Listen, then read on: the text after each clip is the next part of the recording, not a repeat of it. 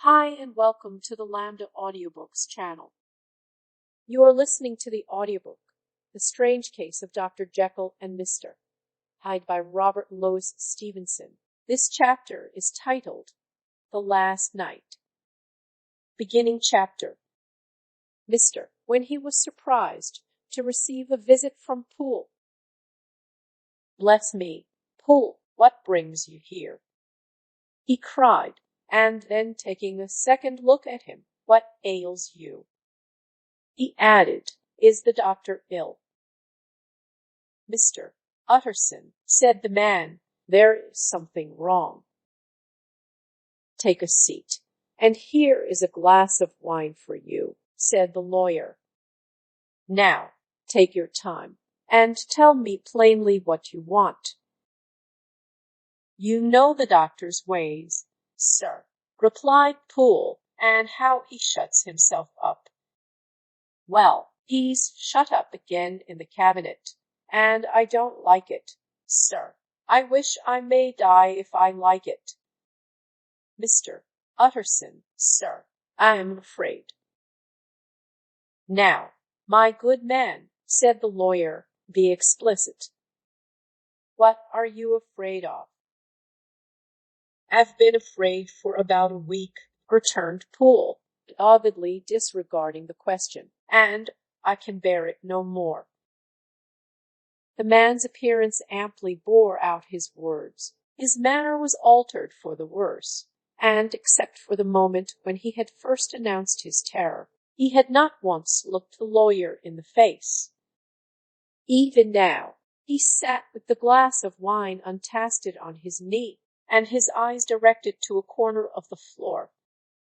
I can bear it no more, he repeated. Come, said the lawyer, I see you have some good reason. Poole, I see there is something seriously amiss. Try to tell me what it is. I think there has been foul play, said Poole, hoarsely. Foul play, cried the lawyer, a good deal frightened and rather inclined to be irritated in consequence. What foul play? What does the man mean? I daren't say, sir, was the answer, but will you come along with me and see for yourself? Mr. Utterson's only answer was to rise and get his hat and greatcoat, but he observed with wonder the greatness of the relief that appeared upon the butler's face, and perhaps with no less that the wine was still untasted when he set it down to follow. It was a wild, cold, seasonable night of March, with a pale moon lying on her back as though the wind had tilted her, and flying rack of the most diaphanous and lawny texture. The wind made talking difficult, and flecked the blood into the face. It seemed to have swept the streets unusually bare of passengers. Besides, for Mr. Utterson thought he had never seen that part of London so deserted. He could have wished it otherwise. Never in his life had he been conscious of so sharp a wish to see and touch his fellow creatures, for struggle as he might. There was borne in upon his mind a crushing anticipation of calamity. The square, when they got there, was full of wind and dust, and the thin trees in the garden were lashing themselves along the railing. Poole, who had kept all the way a pace or two ahead, now pulled up in the middle of the pavement, and, in spite of the biting weather, took off his hat and mopped his brow with a red pocket-handkerchief. But for all the hurry of his coming, these were not the dews of exertion that he wiped away, but the moisture of some strangling anguish, for his face was white and his voice, when he spoke, harsh and broken. Well, sir, he said, here we are, and God grant there be nothing wrong. Amen, Poole, said the lawyer. Thereupon the servant knocked in a very guarded manner. The door was opened on the chain, and a voice asked from within, Is that you, Poole? "It's all right," said Poole. "Open the door." The hall, when they entered it, was brightly lighted up. The fire was built high, and about the hearth the whole of the servants, men and women, stood huddled together like a flock of sheep. At the sight of Mr. Utterson, the housemaid broke into hysterical whimpering, and the cook, crying out, "Bless God!" "It's Mr. Utterson," ran forward as if to take him in her arms. "What? Are you all here?" said the lawyer peevishly. "Very irregular, very unseemly. Your master would be far from pleased." "They're all afraid," said Poole. Blank silence followed, no one protesting. Only the maid lifted her voice, and now wept loudly. "Hold your tongue," Poole said to her, with a ferocity of accent that testified to his own jangled nerves. And, indeed, when the girl had so suddenly raised the note of her lamentation, they had all started and turned towards the inner door with faces of dreadful expectation. "And now," continued the butler, addressing the knife boy, "reach me a candle, and we'll get this through hands at once." And then he begged Mr. Utterson to follow him, and led the way to the back garden. "Now, sir," said he, "you come as gently as you can. I want you to hear, and I don't want you to be heard. And see here, sir, if by any chance he was to ask you in, don't go." Mr. Utterson's nerves, at this unlooked-for termination, gave a jerk that nearly threw him from his balance, but he recollected his courage, and followed the butler into the laboratory building through the surgical theatre, with its lumber of crates and bottles, to the foot of the stair. Here Poole motioned him to stand on one side and listen, while he himself, setting down the candle and making a great and obvious call on his resolution, mounted the steps and knocked with a somewhat uncertain hand on the red baize of the cabinet door. "Mr. Utterson, sir, asking to see you," he called, and even as he did so, once more violently signed to the lawyer to give ear. A voice answered from within. "Tell him I cannot see anyone," it said complainingly. "Thank you, sir," said Poole, with a note of something like triumph in his voice, and, taking up his candle, he led Mr. Utterson back across the yard and to the great kitchen, where the fire was out and the beetles were leaping on the floor. "Sir," he said, looking Mr. Utterson in the eyes, "was that my master's voice?" "It seems much changed," replied the lawyer, very pale, but giving a look for luck. "Changed? Well, yes, I think so," said the butler. "Have I been 20 years in this man's house to be deceived about his voice? No, sir. Master's made away. He was made away with 8 days ago, when we heard him cry out upon the name of God, and who's in there instead of him, and why it stays there, is a thing that cries to heaven, Mr. Utterson. This is a very strange tale, Poole. This is rather a wild tale, my man," said Mr. Utterson, biting his finger. "Suppose it were as you suppose. Supposing Dr. Jekyll to have been, well, murdered, what could induce the murderer to stay?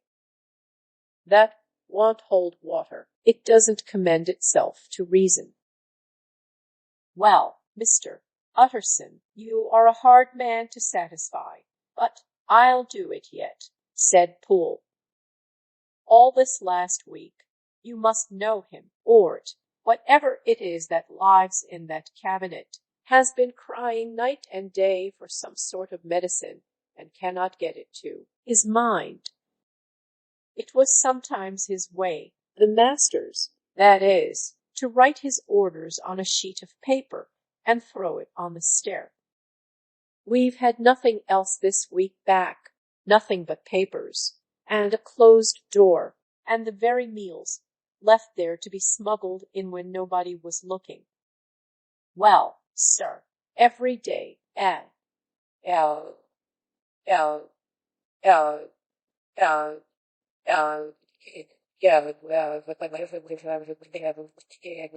twice and thrice in the same day, there have been orders and complaints, and I have been sent flying to all the wholesale chemists in town. Every time I brought the stuff back, there would be another paper telling me to return it, because it was not pure, and another order to a different firm. This drug is wanted bitter bad, sir, whatever for. Have you any of these papers? Asked Mr. Utterson. Poole felt in his pocket and handed out a crumpled note, which the lawyer, bending nearer to the candle, carefully examined. Its contents ran thus: Dr. Jekyll presents his compliments to Messrs. Mo. He assures them that their last sample is impure and quite useless for his present purpose. In the year 18, Dr. J. purchased a somewhat large quantity from Hans Erzeros M. He now begs them to search, with most sedulous care, and should any of the same quality be left, forward it to him at once. Expense is no consideration. The importance of this to Dr. J. can hardly be exaggerated. So far the letter had run composedly enough, but here, with a sudden splutter of the pen, the writer's emotion had broken loose. For God's sake, he added, find me some of the old. This is a strange note, said Mr. Utterson, and then sharply, how do you come to have it open? The man at Mawes was main angry, sir, and he threw it back to me like so much dirt, returned Poole. This is unquestionably the doctor's hand, do you know? Resumed the lawyer. I thought it looked like it, said the servant rather sulkily, and then, with another voice, but what matters hand of right? He said, I've seen him. Seen him, repeated Mr. Utterson. Well, that's it, said Poole. It was this way. I came suddenly into the theatre from the garden. It seems he had slipped out to look for this drug or whatever it is, for the cabinet door was open, and there he was at the far end of the room digging among the crates. He looked up when I came in, gave a kind of cry, and whipped upstairs into the cabinet. It was but for 1 minute that I saw him, but the hair stood upon my head like quills. Sir, if that was my master, why had he a mask upon his face? If it was my master, why did he cry out like a rat and run from me? I have served him long enough. And then the man posed and passed his hand over his face. These are all very strange circumstances, said Mr. Utterson, but I think I begin to see daylight. Your master, Poole, is plainly seized with one of those maladies that both torture and deform the sufferer. Hence, for aught I know, the alteration of his voice. Hence the mask and the avoidance of his friends. Hence his eagerness to find this drug, by means of which the poor soul retains some hope of ultimate recovery. God grant that he be not deceived. There is my explanation. It is said enough. Poole, and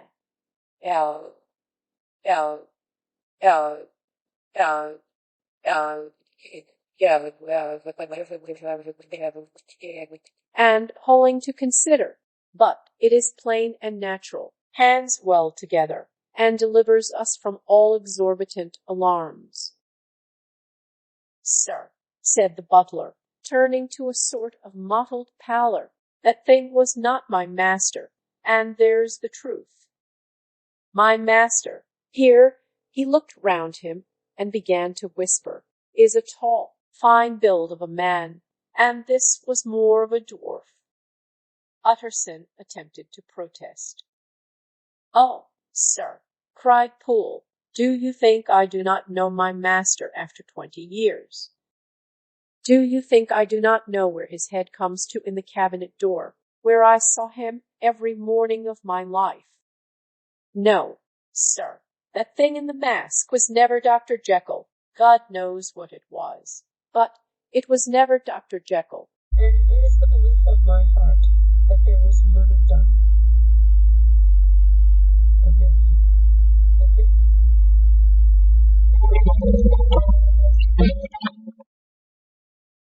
Poole, replied the lawyer, if you say that, it will become my duty to make certain. Much as I desire to spare your master's feelings, much as I am puzzled by this note which seems to prove him to be still alive, I shall consider it my duty to break in that door. Mr. Utterson, that's talking, cried the butler. And now comes the second question, resumed Utterson. Who is going to do it? Why?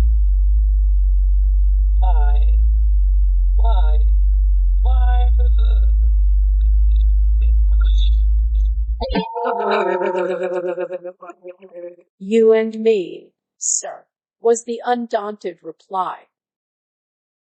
That's very well said, returned the lawyer, and whatever comes of it, I shall make it my business to see you are no loser. There is an axe in the theatre, continued Poole, and you might take the kitchen poker for yourself. The lawyer took that rude but weighty instrument into his hand, and balanced it. Do you know, Poole, he said, looking up, that you and I are about to place ourselves in a position of some peril? You may say so, sir. Indeed, returned the butler. It is well, then, that we should be frank, said the other. We both think more than we have said. Let us make a clean breast. This masked figure that you saw, did you recognize it? Well, sir, it went so quick, and the creature was so doubled up that I could hardly swear to that, was the answer. But if you mean, was it Mr. Hyde? Why?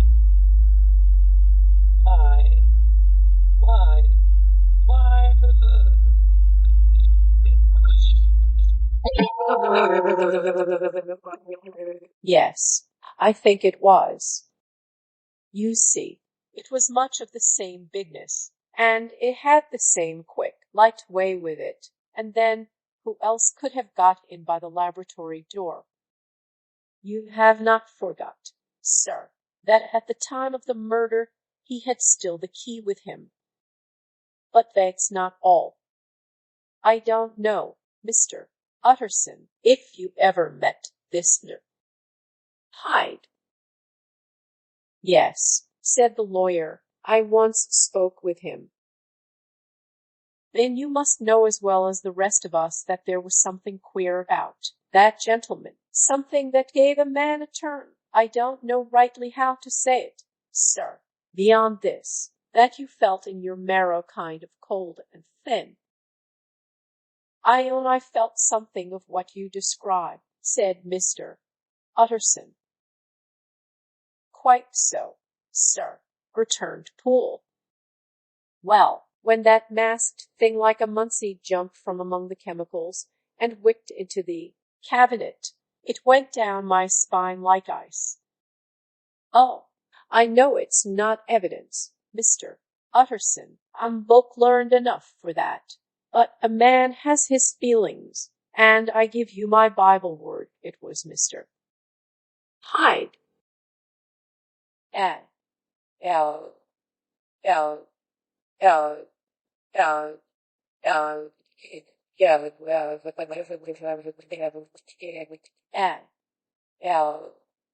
L L L said the lawyer. My fears incline to the same point. Evil, I fear, founded. Evil was sure to come of that connection. Truly, I believe you. I believe poor Harry is killed, and I believe his murderer, for what purpose, God alone can tell, is still lurking in his victim's room. Well, let our name be vengeance. Call Bradshaw. The footman came at the summons, very white and nervous. Pull yourself together, Bradshaw, said the lawyer. This suspense, I know, is telling upon all of you, but it is now our intention to make an end of it.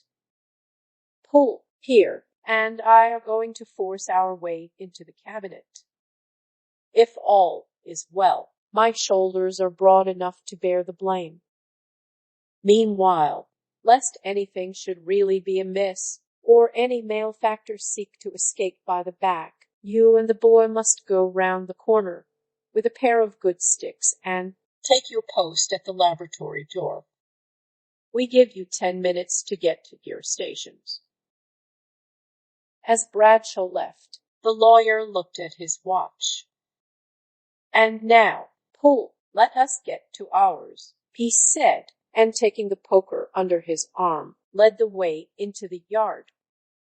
The sky had banked over the moon, and it was now quite dark. The wind, which only broke in puffs and draughts into that deep well of building, tossed the light of the candle to and fro about their steps, until they came into the shelter of the theatre, where they sat down silently to wait. London hummed solemnly all around, but nearer at hand, the stillness was only broken by the sounds of a footfall moving to and fro along the cabin floor. So it will walk all day, sir, whispered Poole. L, L,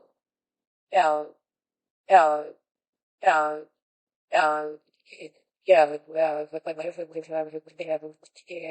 and the better part of the night.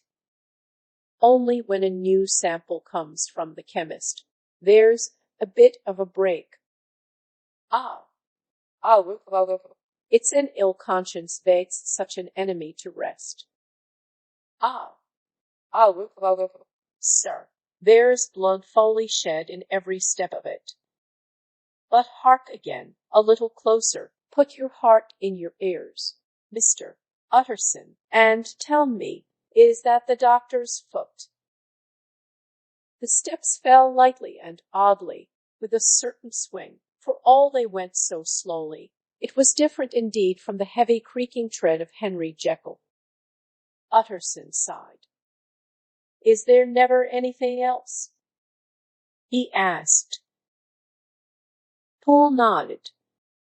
Once, he said. Once I heard it weeping. Weeping. How that? Said the lawyer, conscious of a sudden chill of horror. Weeping like a woman or a lost soul, said the butler. I came away with that upon heart, that I could have wept too. But now the 10 minutes drew to an end. Poole disinterred the axe from under a stack of packing straw.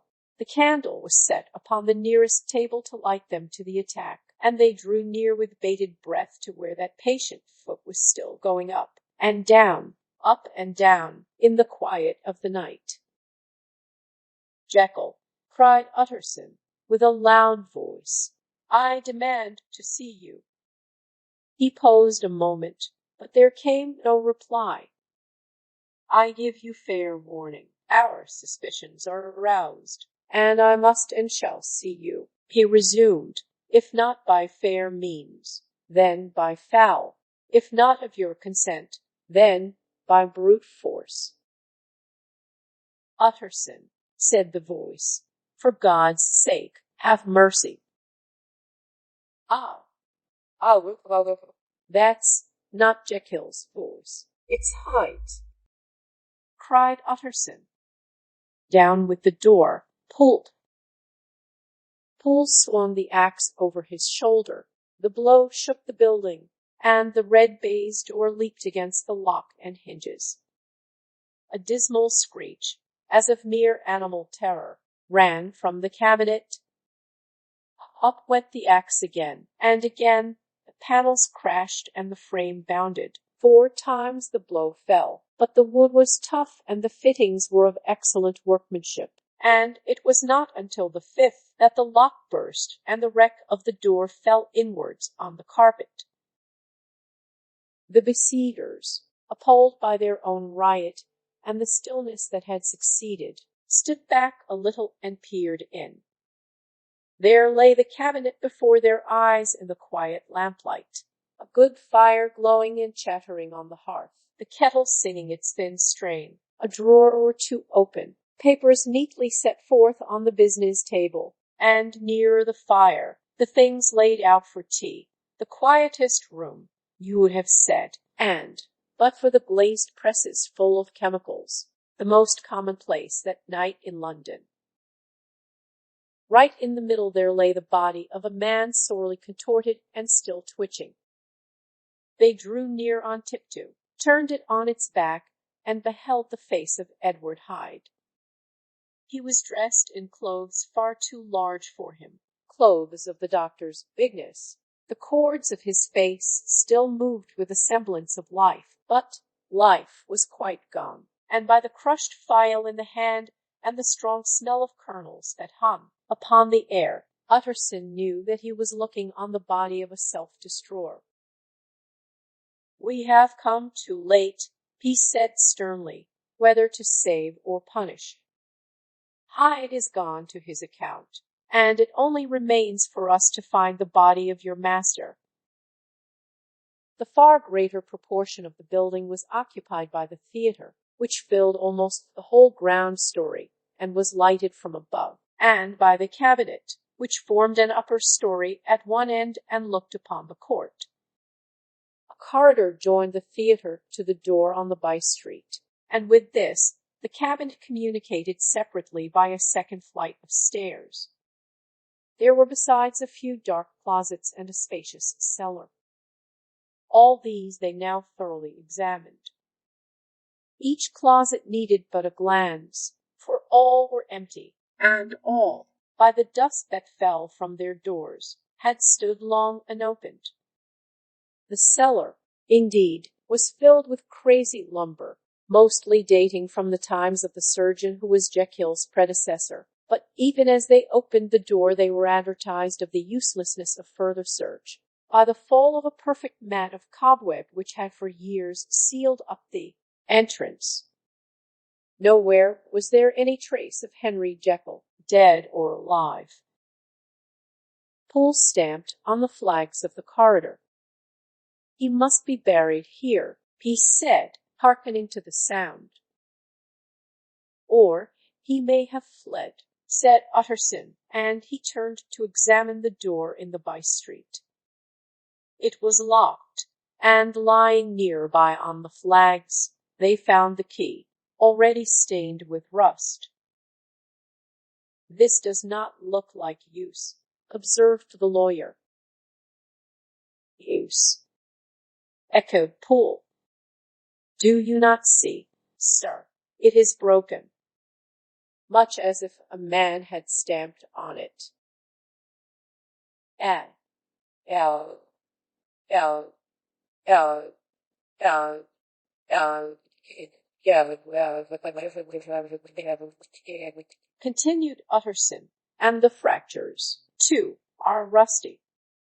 The two men looked at each other with a scare. "This is beyond me, Poole," said the lawyer. "Let us go back to the cabinet." They mounted the stair in silence.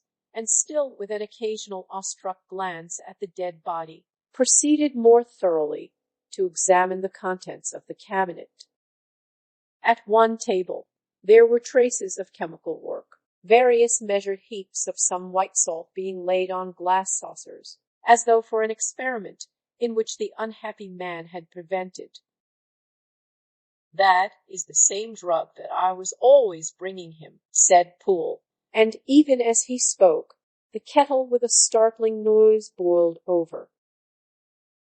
This brought them to the fireside, where the easy-chair was drawn cosily up, and the tea-things stood ready to the sitter's elbow, the very sugar in the cup.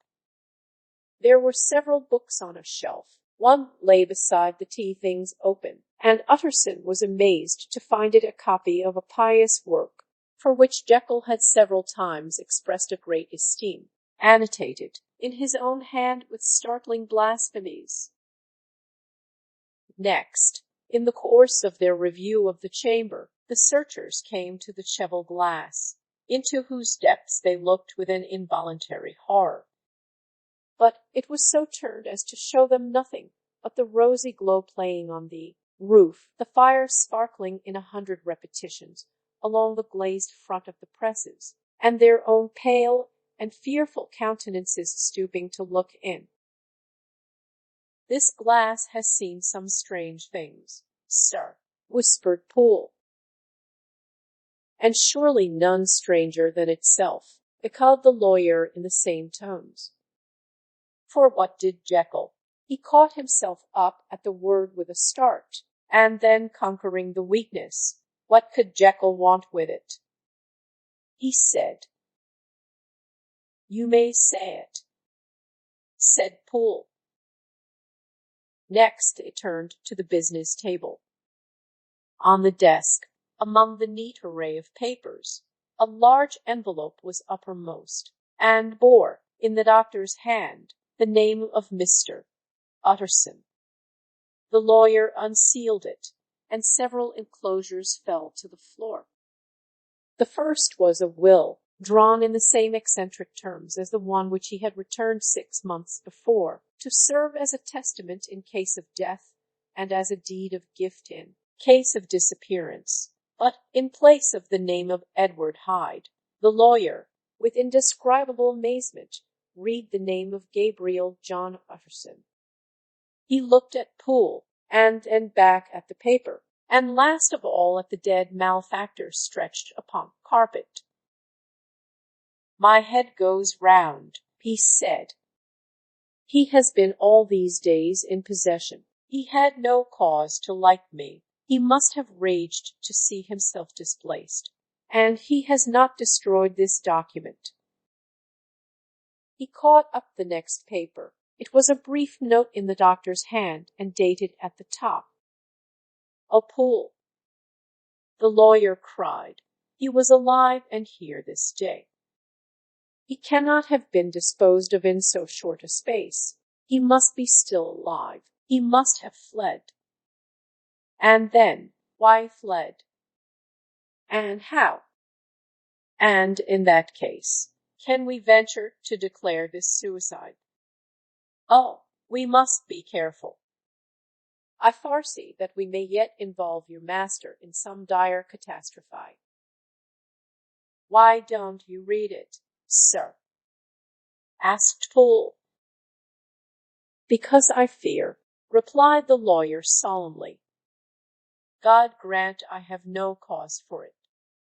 And with that he brought the paper to his eyes and read as follows: "My dear Utterson, when this shall fall into your hands, I shall have disappeared. Under what circumstances, I have not the penetration to foresee, but my instinct and all the circumstances of my nameless situation tell me that the end is sure and must be early. Go then, and first read the narrative which Lanyon warned me he was to place in your hands, and, if you care to hear more, turn to the confession of your unworthy and unhappy friend, Henry Jekyll." There was a third enclosure. Asked Utterson, "Here, sir," said Poole, and gave into his hands a considerable packet sealed in several places. The lawyer put it in his pocket. "I would say nothing of this paper. If your master has fled or is dead, we may at least save his credit. It is now 10. I must go home and read these documents in quiet, but I shall be back before midnight, when we shall send for the police." They went out, locking the door of the theatre behind them, and Utterson, once more leaving the servants gathered about the fire in the hall, trudged back to his office to read the two narratives in which this mystery was now to be explained. End of chapter. Thank you for listening. If you enjoyed this video, please hit the like button. If you are interested in hearing more audiobooks, subscribe and turn on the notifications to get fresh daily audiobook chapters from Lambda Audiobooks. Until next time.